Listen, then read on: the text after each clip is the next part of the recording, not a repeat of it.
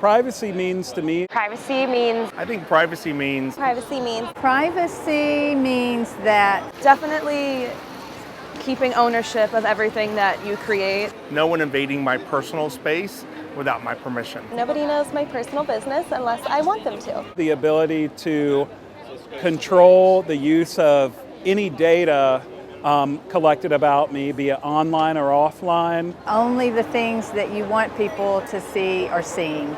In other words, your information doesn't get passed out to everyone else. Do you think your information is private online? Not at all. Oh, no, for sure not. I don't think my life is private. It's not private because anything I post sometimes comes back in the form of ads. For example, if I look at a pair of dress shoes, all of a sudden see an ad for those same dress shoes on the next site I go to, they clearly take advantage of my information. They don't respect my privacy. Across the world, over 2.5 billion people use social media, with over 1 million people joining a new platform every day. Whether it's scrolling aimlessly through news feeds, connecting with friends, or posting photos, the longer a person spends on their social media, the more data being collected. And it's not just on one account. I have Facebook, Facebook, Instagram, LinkedIn, Instagram. and Instagram, Instagram. I do have a Twitter. Snapchat, Twitter. On average, a user has 7 different social media accounts.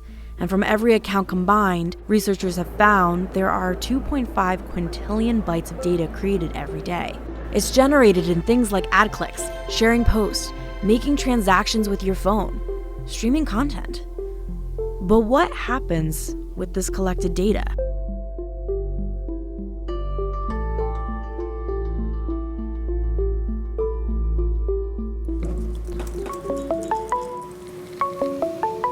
Hello. Hi, Henry, how are you?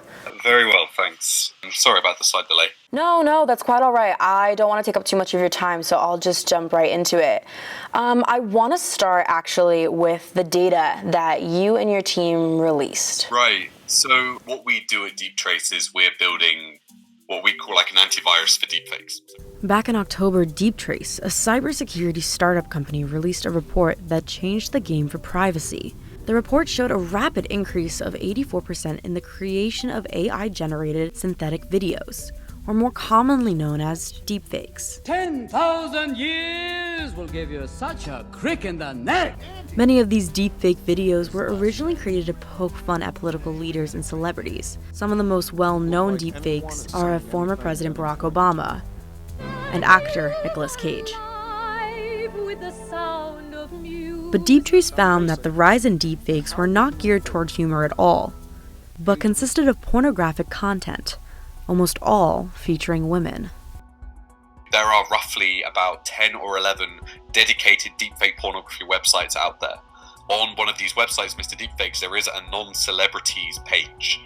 And on that page, you can find videos of, either everyday women or I guess you could say maybe C-list celebrities. If you're not looking for it or you're not being sent it, it's not something you're going to come across. So during your research, were you able to find some sort of motivation behind it? It just seems odd to me that there are so many people creating these types of deepfakes and using them for harm.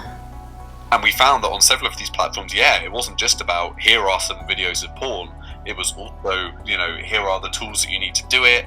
Who do you want to be in a deepfake porn video next? Vote on the side of the screen. And, so essentially one of the motivations behind the report was to try and provide journalists, governments, lawmakers, NGOs with some kind of tangible, concrete data that they can reference, that can be behind their policy claims or their calls to action. Do you know what deepfake is? No. Whoa, no. No, I have not. Do you want to take a guess at what that is? It's probably a deep dive into my past through social media. I don't think it's really one thing, because there's a number of algorithms. Like there was some earlier work which come from like computer vision techniques where they could remap one person's facial expressions from one video onto the facial expressions of another video. The one that I think where the term came from was more from amateur use. Somebody put out some code where they could transform different people's facial expressions using a deep learning technique. You can take all of a person's facial expressions and write it down as just a small series of numbers that represents your facial expression. And then you have a neural network that's designed to draw a specific person's face. Practically everyone has the ability to create a deepfake even if they aren't tech savvy or have the patience to do so, by relying on freelance editors on sites like Fiverr.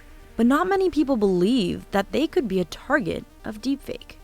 Take New York City resident Rachael Snyder, for example. I don't feel super threatened because I don't have a lot of there's not a lot they can take from me. I don't have a lot of money or a lot of standing socially that I don't think anyone would try to come for me. So I decided to put this to the test and ended up hopping over to that freelance site of Fiverr. And if you take a look, you can actually see that there are thousands of freelancers who specialize in visual animation and video editing. So I reached out to one of the freelance editors who only specializes in deepfakes, and he ended up telling me that he would give me a 30-second deepfake with a one-day delivery at $22. Talk about fast. And then I decided to send it over to see Rachael Snyder's reaction.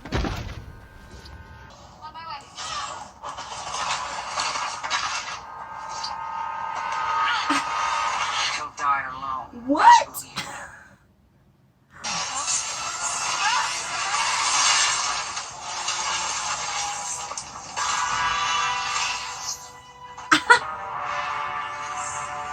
That's so crazy! It kind of does look like me. It really does.